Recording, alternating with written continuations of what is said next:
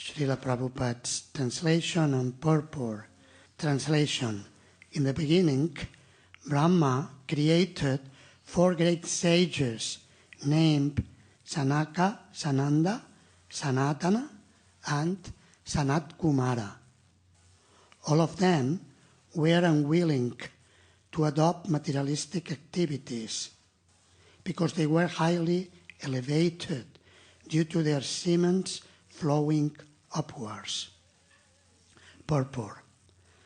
Although Brahma created the principles of nations as a matter of necessity for those living entities who were destined to ignorance by the will of the Lord, he was not satisfied in performing such a thankless task.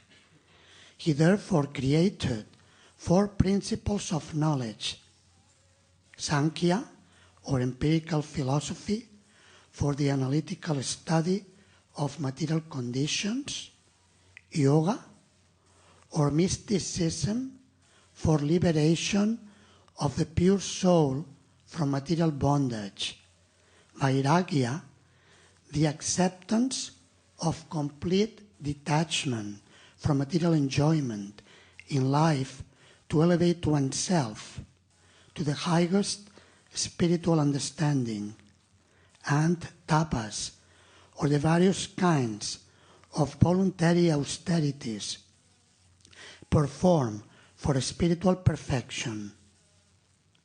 Brahma created the 4 great sages, Sanaka, Sananda, Sanatana, and Sanat, to entrust them with these 4 principles of spiritual advancement, and they inaugurated their own spiritual party, or Sampradaya, known as the Kumara Sampradaya, or later on as then Nimbarka Sampradaya, for the advancement of bhakti.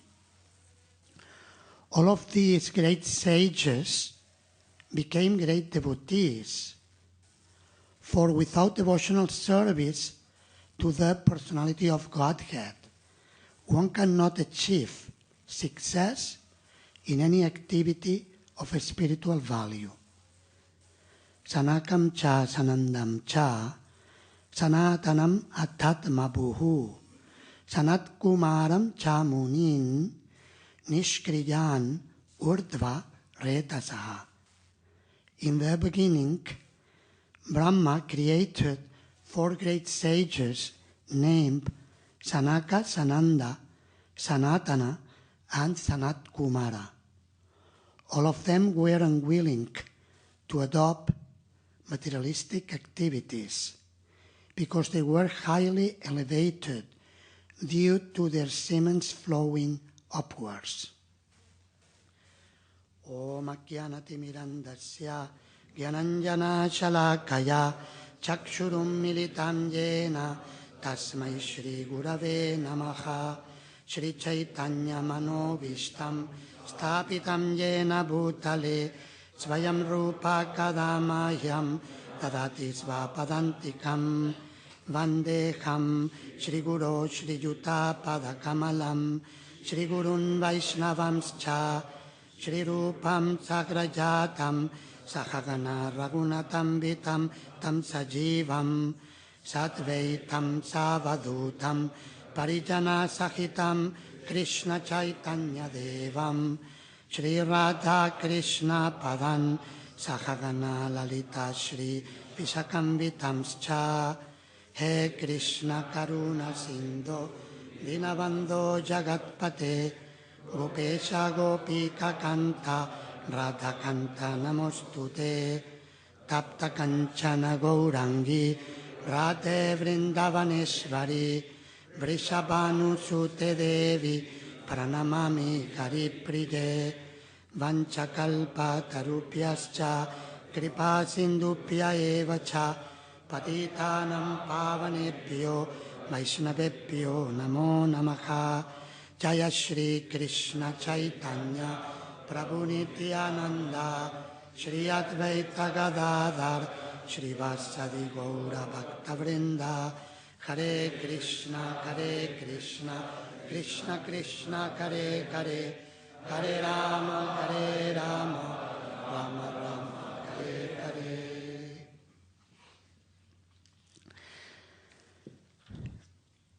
In the previous verses, in the beginning of this chapter, it is described how Lord Brahma, at one point in creation, in the beginning means in one of his creations. Srila Vishwanatha Chakravarti Thakur explains that actually this took place in the second half of Brahma's life. That means it was one of his creations, because after the creation of the night of Brahma, he recreates. Like everybody cleans his or her room and the houses, right?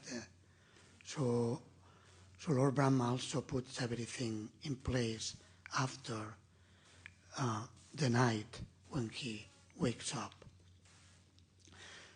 Chakravarti Thakur mentions that the Kumaras were already there, but they became manifested at this point.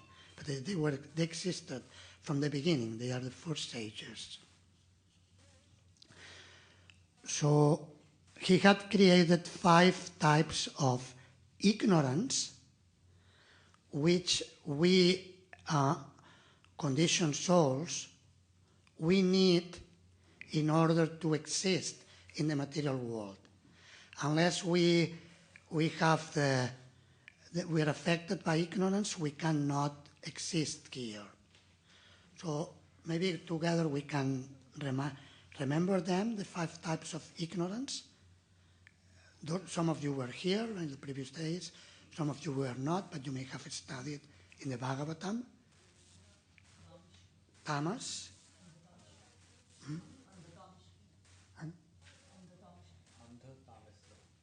Amdata-mishra, yes. Okay, Amdata-mishra. What's the meaning of Amdata-mishra?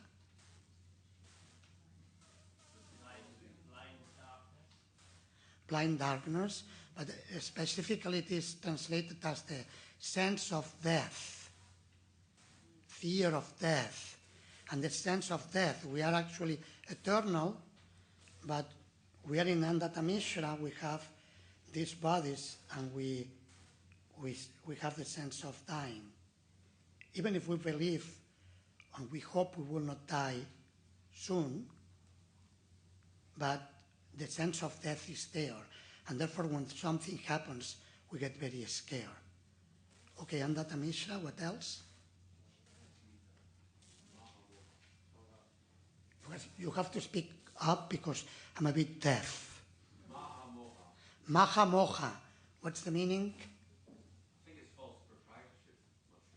False proprietorship, yes.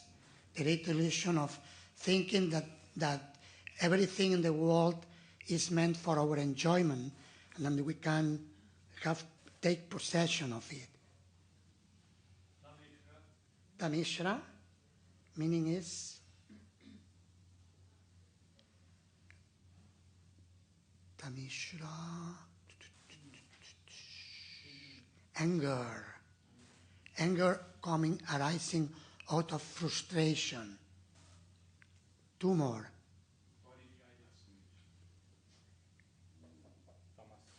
Tamas. Tamas means vismriti, or forgetfulness of our identity as eternal souls, servants of Krishna. That's actually the first one. We forget and then we enter into the material world.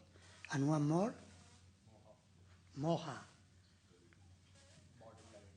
Bodily identification.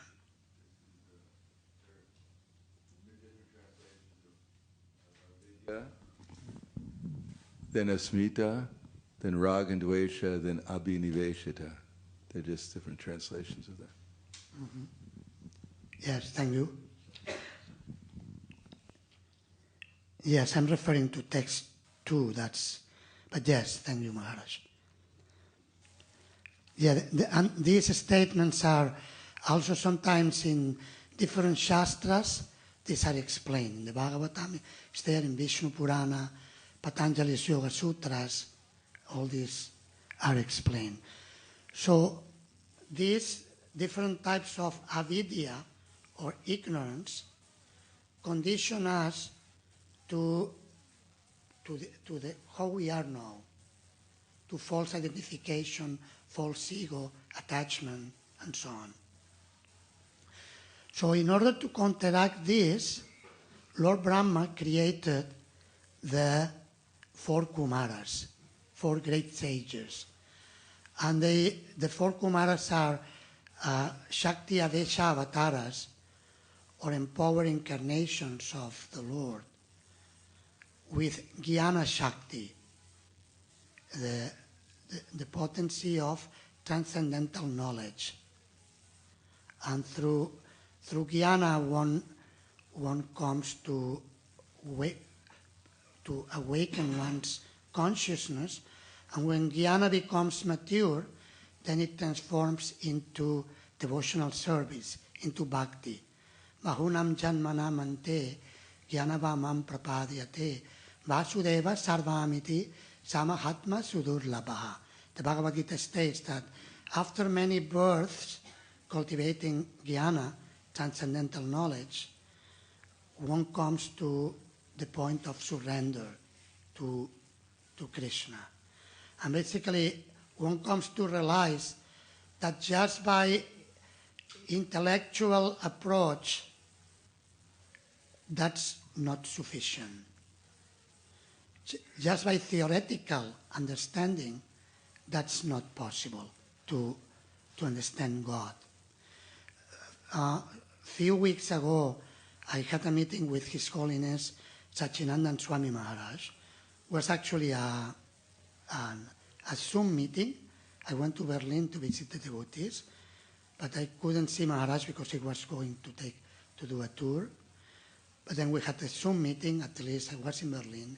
He stays in Berlin 1 hour from Berlin, so at least I could benefit from his association. So then he was reading, recently he had read about Vamshidas Babaji Maharaj, who was very much appreciated by Srila Bhaktisiddhanta Saraswati Thakur as a Mahabhagavata, a pure devotee of the Lord.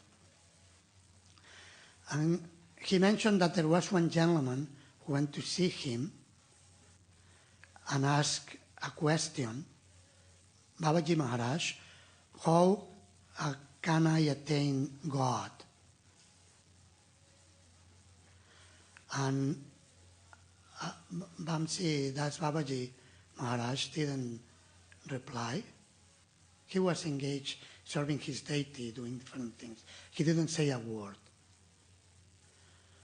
So out of respect, he didn't insist. Okay, Babaji Maharaj doesn't have an answer now. Okay, I'll wait.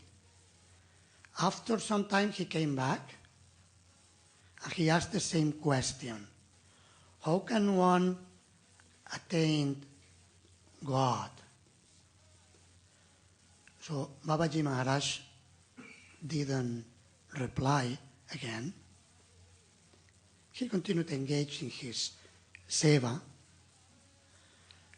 The visitor, out of respect again, didn't insist. After some time, he comes back for the 3rd time, and then Babaji Maharaj says, what was your question? What was your question about attaining God? He replied with 1 word, 3 letters. Cry. He didn't say anything else. Cry. So this is we need to come to the point. Jnana should bring us to the point of crying, because by ourselves we cannot do it. Transcendental knowledge counteracts ignorance, and here 4 principles are described. represented by the 4 Kumaras.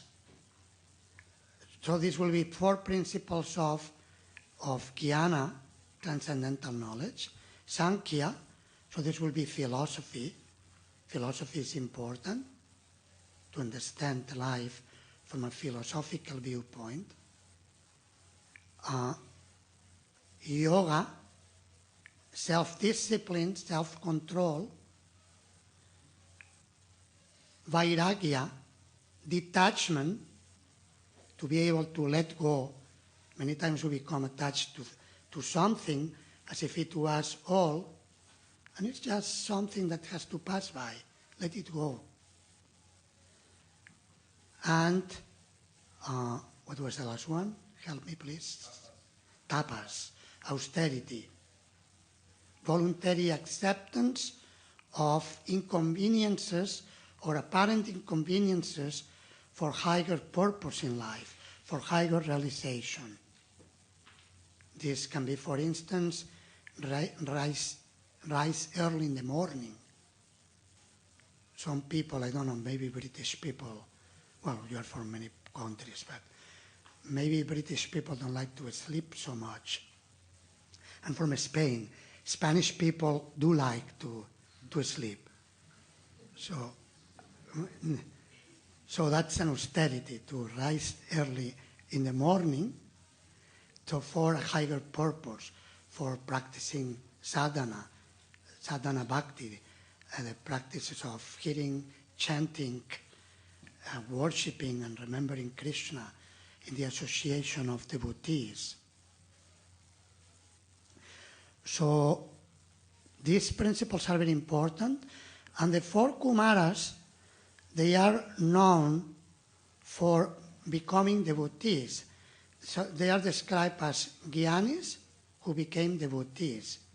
And together with Sri Shukadeva Goswami, they are emblematic in terms of representing how true transcendental knowledge implies to surrender to Krishna and to offer devotional service to Krishna and to become attracted to Krishna. Krishna is supremely attractive. And therefore the Bhagavatam states, Tasya Ravinda Nayanasya Padara Vinda Kinjal Kamishra Tulasi Makaranda Vayu Antargata Svavivarena Chakarate Sham Sanchobam Akshara Yusham Apichitta Tamvo. This is in the 3rd canto. The translation is, when the breeze carrying the aroma of tulsi leaves from the toes of the lotus feet of the personality of Godhead entered the nostrils of those sages, they experience a change both in body and in minds, even though they were attached to the impersonal Brahman understanding. Like you have here, how do you call it, the becoming a monk experience? How is that? Be a monk challenge. Okay, challenge, because people like to fight nowadays. They come, I put my tattoos and come to take the challenge. So this be a monk challenge, so the idea is to experience, isn't it? Why, like those of you, I think the ladies are coming, some for the, who is here for the Be a Monk Challenge? Any ladies here? Thank you. Anyone else? Good. Okay, you look a bit soft people, not tough people. But I say because the Be a Monk Challenge look like heavy people, like tattoos type. Isn't it? No, that's what people, the more tattoos you have, the more tough you. I mean, I don't understand. I'm from another generation. Please forgive me if I say something offensive. I don't want to offend anybody. But the more tattoos you get today, it's like you are more intense people, no? Is that the... But anyway, the point is that it is about experience. Experience, so we want to experience. So the four Kumaras, they experienced the aroma of the lotus feet of the Lord in an incredible, for them was incredible. They were completely self-realized. They were at the level of Brahma Bhuta, complete transcendental existence. They didn't see difference between male and female. They didn't see difference between mine and theirs. They saw unity. They were situated in monism. The presence of Brahman, the greatest, the divine, present all time. But when they experienced the aroma of the lotus feet of the Lord, they felt this is different. This is like nothing else we have experienced anywhere. And then they experienced a transformation in body, mind, and soul. So this is the potency of the process of bhakti that transforms one to higher levels. The ojas, like here it is mentioned, urdhvareta, in yoga practice, the energy is sublimated, like the sexual energy is sublimated to the higher chakras. For devotees, ojas means to have a good kirtan, like we had very nice kirtan. That's the ojas. Go upwards and then the devotees start jumping, confirm. So that's the ojas. We don't do it in mechanical ways. So the process of bhakti, we don't need to do anything, just to surrender to Krishna and let us be carried out by him. But what we need to do, as Bamsidas Babaji said, we need to cry. Because the problem is that we are too proud. We do not cry enough. At least I'm talking for myself. Srila Prabhupada writes in Nectar of Devotion that we need to learn this little technique. He calls it something like this, little technique of crying for Krishna. So basically that means I am fallen, I'm in this material world, I'm conditioned in so many ways, in my body, in my mind, in my spiritual realization. It's very meager, insignificant. And cry not only to Krishna, but to Krishna's devotees. Like we see Srila Narottam Das Thakur in his Prarthana and Prema Bhakti Chandrika, in these two books, he's constantly crying and praying to the spiritual master. To his spiritual master is Lokanath Goswami, associate of the 6 Goswamis of Vrindavan. He was one of the first Goswamis, together with Bhugarba Goswami, who went to Vrindavan, sent by Sri Chaitanya Mahaprabhu, and then the famous 6 Goswamis, Sri Rupa, Sri Sanatan, and so on, went to Vrindavan. So he prays to Lokanath Goswami, his spiritual master. He prays to Sri Rupa Goswami, to all the different Goswamis, to Sri Nityananda, to the associates of Lord Chaitanya, to Sri Chaitanya Mahaprabhu, to the gopis. He's praying to everyone, to all the devotees, to give him bhakti. So we need to learn this technique of crying. It's not a technique, external technique, but needs to come out from the soul. Sometimes nowadays we talk about soulful chanting. His Holiness Saswaru Maharaj referred to His Divine Grace Srila Prabhupada as, if I remember correctly the expression, soul eyes, that Srila Prabhupada will see with his eyes. He was seeing from the soul outside. This can be even seen in video. If you have seen the video when Srila Prabhupada is in his last days in Vrindavan, he's been carried in the palanquin. His body is totally emaciated, and you can see his eyes are completely awake. A person not of this world, completely awake and totally detached from his body.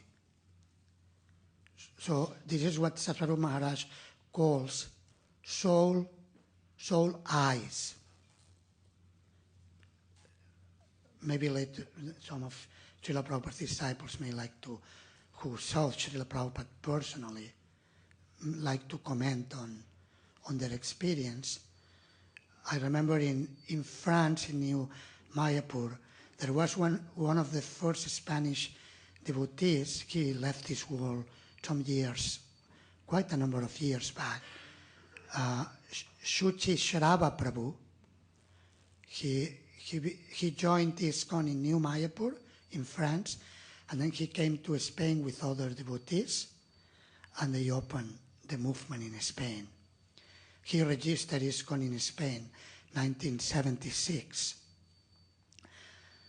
He said when he saw Srila Prabhupada, he couldn't stop crying.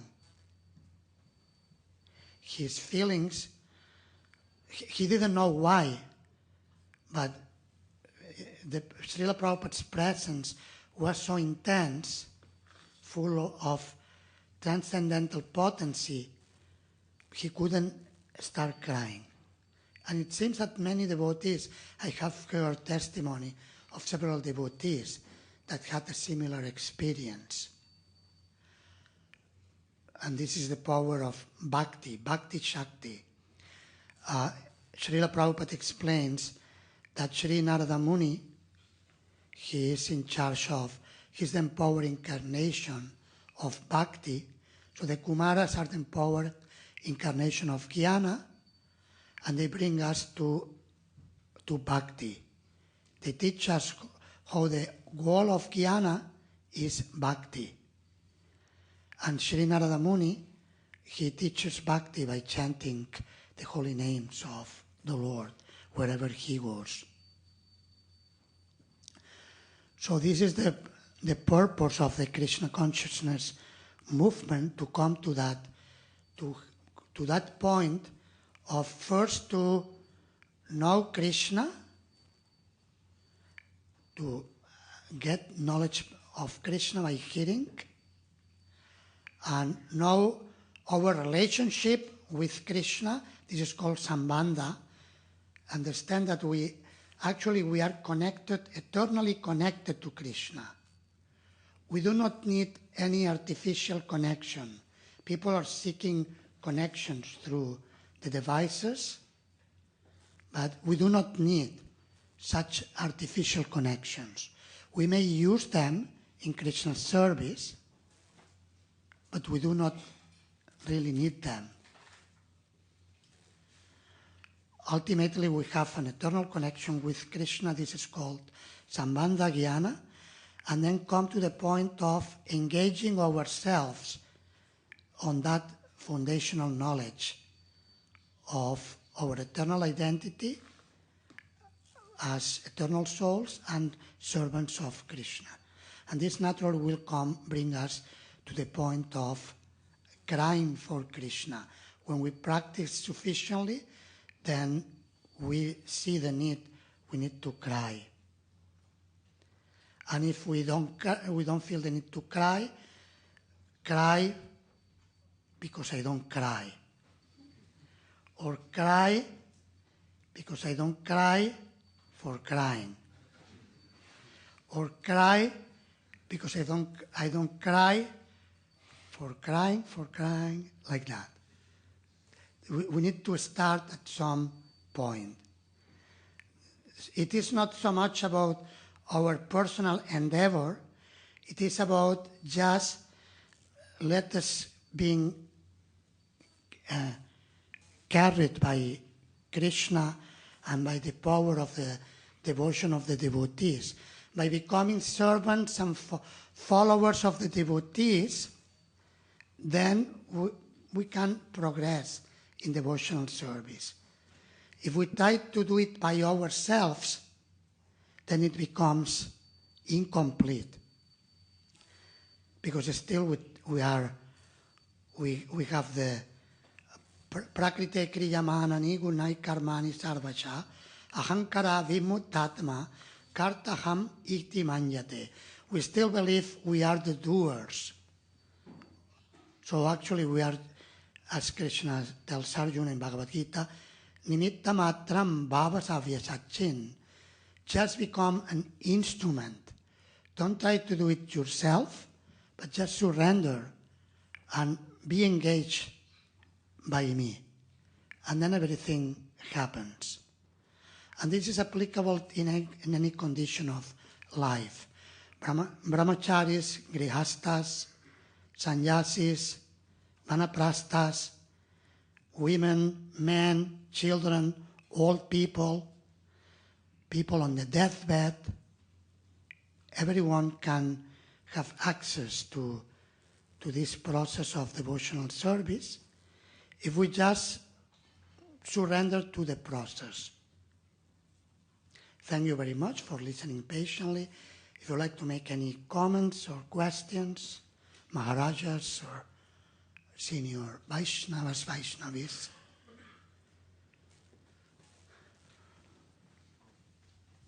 Yes, Prayojana Prabhu.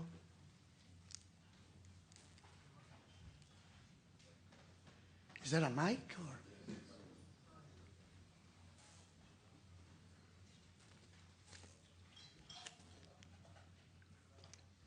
It occurred to me when you say that they're crying, but there are some people that are crying for association of devotees in different parts of the world. You know, they're completely isolated. You know, as they're in Ukraine or wherever, they're even in Russia, they're crying for association of devotees because of the environment they're in. Okay. Yes, that's it is good that they are crying for association, and as we are servants, our duty is to, as far as we can, to visit those persons who want association of devotees. Or some people may be crying and they don't know. Like I remember yesterday in the seminar, I referred to my Sankirtan leader, Parampurusha Prabhu. He left this world also some years back. And he told me his experience before joining. He was a professional. He had money, he had material enjoyment. He was doing work for the Arabic embassies, Arabic countries, Saudi Arabia, Libya, Syria, Iran, all these places for the embassies, decoration and so on. But he was frustrated. And he told me that one time he was so desperate that he put his head on the floor. He was about 40 years old. Put his head on the floor, praying to God, crying actually. Please, Lord, if you are there somewhere, please help me. I'm suffering. I have money, I have connections, I have a family, but I'm suffering like a dog. Please help me. And then he met devotees. So, yeah, if people, when someone cries for God, regardless of the place, Krishna answers and sends someone, a devotee. And the duty of the devotees is to travel and to organize the movement in such a way that in every province, I don't know what's the system, every county here, you have counties? In every county and every town and village in the UK or in your respective countries, France, Germany, Russia, or wherever, Argentina, and we have devotees from so many countries, Spain, to organize things in such a way that someone who wants to meet devotees in person doesn't have to travel too far away. It is our duty to organize the movement in this way. Like here now in the UK, the manor is sending preachers to different places. This is the idea, so that people who are crying for the association of devotees, they will have it. Is that okay for the answer? Is that okay? Yes? Any other questions or comments?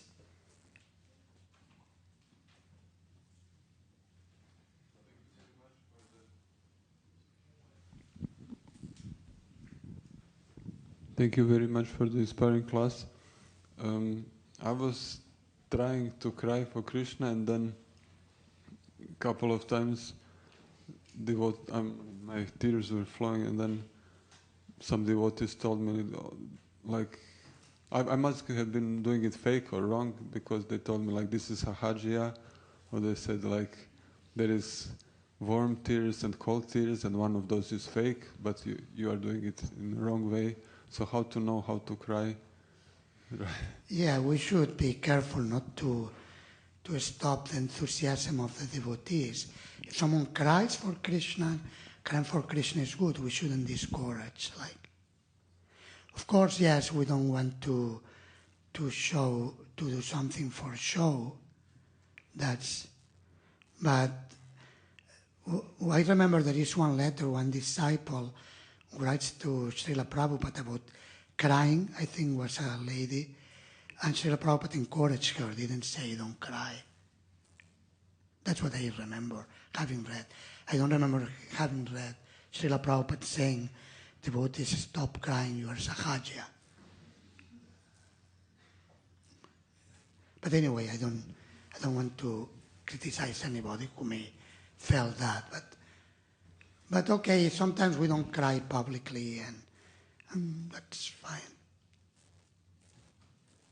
I have some feeling that I'm doing something wrong, because I keep getting in some morose mood, and I think I have some fake conception of the crying, because then I'm longer time in some morose mood, but we want to be in jolly mood. But how to combine it with crying?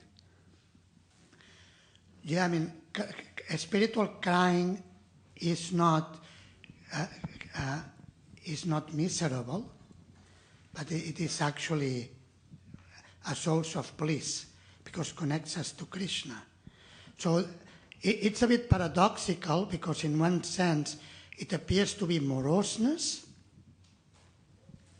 like when Lord Chaitanya was crying in ecstasy and experiencing all the ecstatic transformations, devotees were thinking it's terrible how the body of Lord Chaitanya is becoming transformed. But when Lord Chaitanya was brought by the devotees through chanting of kirtan to external consciousness, Lord Chaitanya said, why did you bring me here? I was experiencing Krishna's pastimes. Why did you bring me here? So of course this cannot be imitated, but the point is that the crying for Krishna is a blissful experience. It's acknowledging my need, my real need. If I don't acknowledge my real need, how will I fulfill it? It is not possible. If I start killing people, like some people are frustrated, and then start attacking people, now it's like a fashion. Take a a weapon and start shooting people. This is the Tamishra and Andatamishra. Anger, so much frustration, the sense of death. I want to die myself, I want to kill others. It becomes the lowest type of ignorance. But the crying for Krishna is different. It's connecting us to, when I cry for God, God will answer our crying.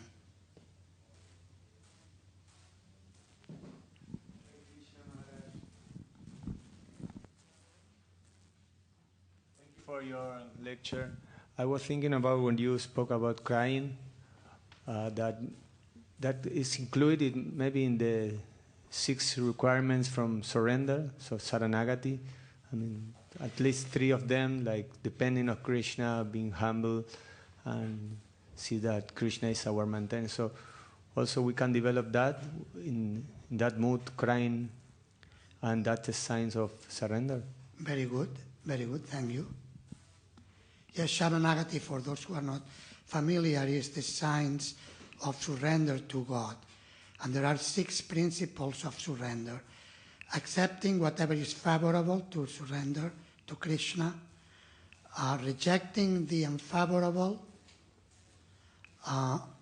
trusting that Krishna will take care of us, depending on Krishna, knowing that Krishna will bring me whatever I need, he will bring it for me. I don't need to worry. Developing the same will of the Lord, accepting and following the will of God, and becoming meek and humble in life. So these are principles of surrender, which are, this crying mood is there in the heart. There was one of the ladies had a question. Yes, Mataji. Thank you, Maharaj. In the course of the class, you mentioned that even someone on the deathbed can be an instrument for Krishna. So I was thinking that someone on the deathbed is in a very helpless condition and needing a lot of care from others. And I was just wondering how such a person can become an instrument. If you can kindly enlighten us. Thank you for your question. Yes, here when I am in Bhaktivedanta Manor, one of the devotees I remember sometimes is Her Grace Yamuna Devi Dasi, Srila Prabhupada's disciple. I saw her doing kirtan here. She was quite fiery, like with the brahmacharya. She was like doing kirtan here in the manor, that's all.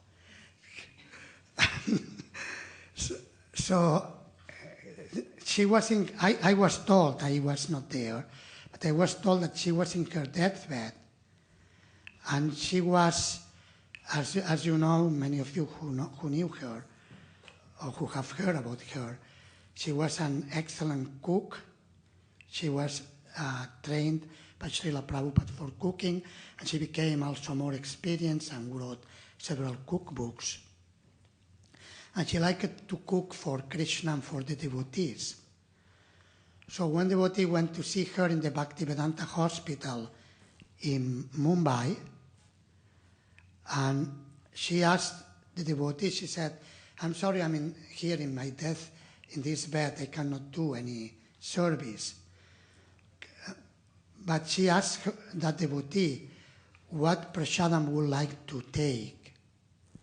And she said she cooking her mind. So she gave a lesson to this devotee how to engage her mind in the service she liked to do for the devotees when she was physically unable to do it. And also Srila Prabhupada, also we read in Srila Prabhupada Lilamrita, the last lesson is entitled the last chapter. So devotees also teach us how to die. This devotee, Parampurusha Prabhu, my Sankirtan leader, he passed away in the temple, not in the temple room, but in the next room to the temple in New Brajamandala. And a few days ago, I was traveling by train to Barcelona from Guadalajara, near New Brajamandala, farm community near Madrid. And one gentleman came, elderly gentleman, came to me and said, "Oh, you are a Hare Krishna." And he said, "Can I ask you a question?" He said, "I'm a surgeon, and I did some medical care, and he did the medical care many years back for my Sankirtan leader, Parampurusha Prabhu, the leader of a purgatory." Those of you who heard yesterday the story, purgatory, he was a very strong person. He had a very deep voice, and he caused a very profound impression on this man. And he was practically on his deathbed. He had cancer in her bladder or whatever. And the doctor told me, the surgeon, yes, he asked to be taken to your community to die. And the devotees who were there, they had an impression, a powerful impression. He was very peaceful, conscious, and the devotees were doing kirtan, very serene. So that was his preaching, his lesson. He couldn't speak up as he used to be. His traveling Sankirtan party, for those of you who were not there, was called the Purgatory because he was very strong training devotees. If he will correct a young devotee and will argue back, he will say, "This is false ego." And then if he will argue back, "This is false ego, kill it inside." That was his mood. But he couldn't do that in the end. He was very peaceful, completely peaceful. And the devotees receive a lesson in this way, by example. Is that okay? Yes, thank you. The last question of today, thank you. Hare Krishna Maharaj, not a question. I just wanted to add a bit about Yamuna Devi, because she was very sick in the Bhaktivedanta hospital, but she left and carried on her amazing preaching, absolutely wonderful, pure devotee, I would say. But when she actually left her body, she was at home with her colleague, her friend, Dina Tarini, and Dina Tarini had just gone. She just decided to take rest early, and Yamuna said, "No, I'm just staying. I'm just stay up a bit longer." And in the morning, Dina Tarini came through, and she saw Yamuna just sitting on the settee with a hand in her bead bag like this, and she had left. So it was very glorious as well. Hare Krishna. Yes, thank you. Thank you very much. Hare Krishna, all glories to Srila Prabhupada.